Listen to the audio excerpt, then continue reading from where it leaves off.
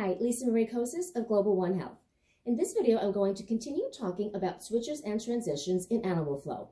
Today, I want to address the side kick-through.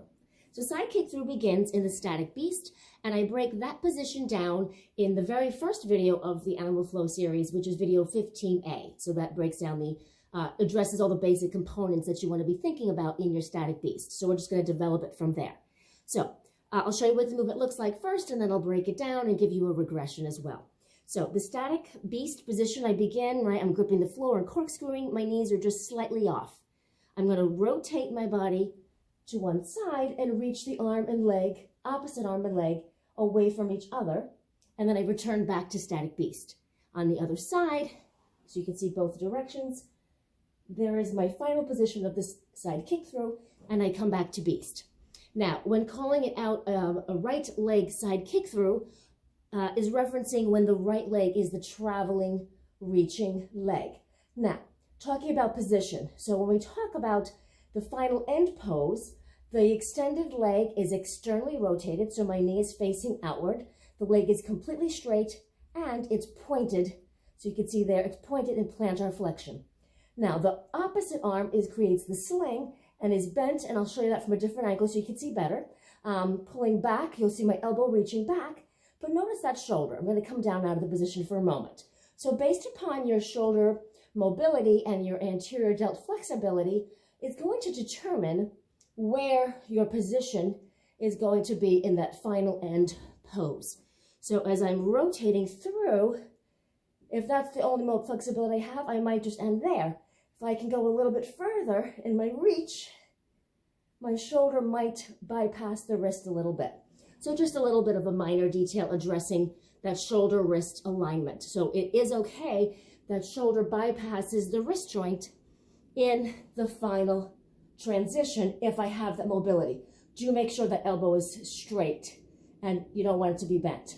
The other thing is you don't want that foot dorsiflexed or neutral or internally rotated. It has to be turned out and pointed parallel to the ground and the other arm reaching back.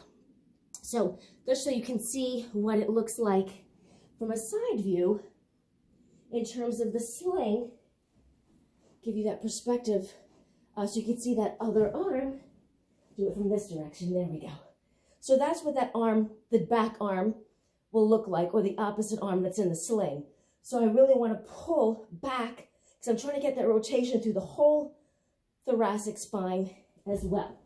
Now, in talking about, to me, what I think is probably the most important component in terms of the movement dynamic is the rotational component in the side kick through. So let's talk about that now, because that is one of the main points, is knowing when to stop the rotation. So change my angle a little bit. Watch that foot closest to the screen. And I've referenced this point about using the rotating foot in some other of the animal flow videos.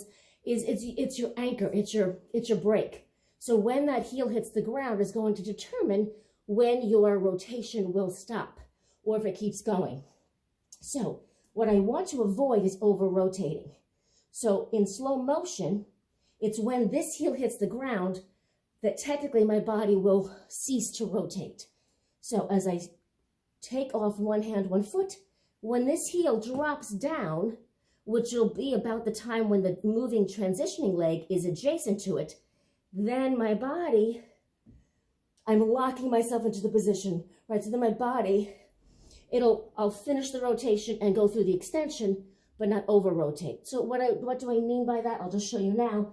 So you can see if I don't drop this heel soon enough, you'll see what over rotation looks like. So if I keep that heel up too long, right, I had to put the other hand down because I know I'm going to fall out of it. That's over rotating.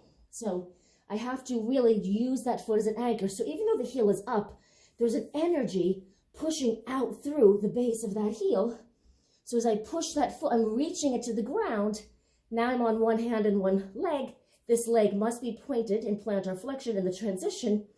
Then I simply go into the development of my reach for my sling. So that is probably the biggest, I think the most important component to talk about is knowing when to drop that heel. It is your break point in your transition. We talked about the call out leg. So whatever the moving leg is is going to be the leg that you call out. So this would be a left leg side kick through. And I want to think about that like a sling. So you want that energy like you're drawing a bow and arrow, and you've created the most tension on it. So there's a nice pull tension from that back elbow away from the extended reaching leg. Be sure to keep the down leg in external rotation and pointed. Now, let's talk about a regression. So if you don't quite have the physical strength in your upper extremities and your shoulder girdle to actually be able to bear weight on just the one arm, which as you're learning can very well be a possibility, a regression from the static beast position is as I just practiced the rotation. And even if you need to bring the hip down because you don't have the strength yet in that extremity by itself to support you, and then you simply could extend the leg out. You still want it to be externally rotated, get full extension through the knee, full plantar flexion. You can even try lifting the leg up even with the hip down to work your adductors a little bit and your medial quads.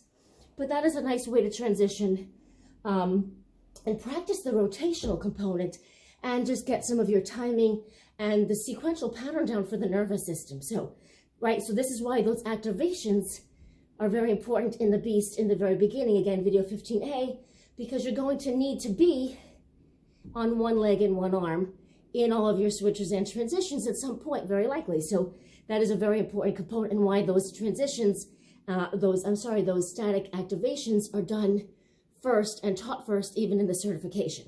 So that side view of the modification, I turn, and if I can't get to the full reach, allow the hip to just be on one hip, right? Just get the turn down. So you can even make that a drill for yourself, right, which very much looks like the transition from beast to crab, right? So you're just going to make that transition. You still practice the drop of the heel, and now get the hip down if you can't support yourself and hold that moment of the full extension, then extend the leg out, get that full reach, still go for that sling. So see my back elbow is reaching away from those toes.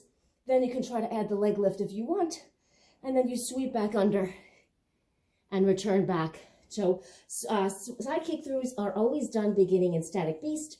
I showed you from a few different angles and a modified regression, so give that a try.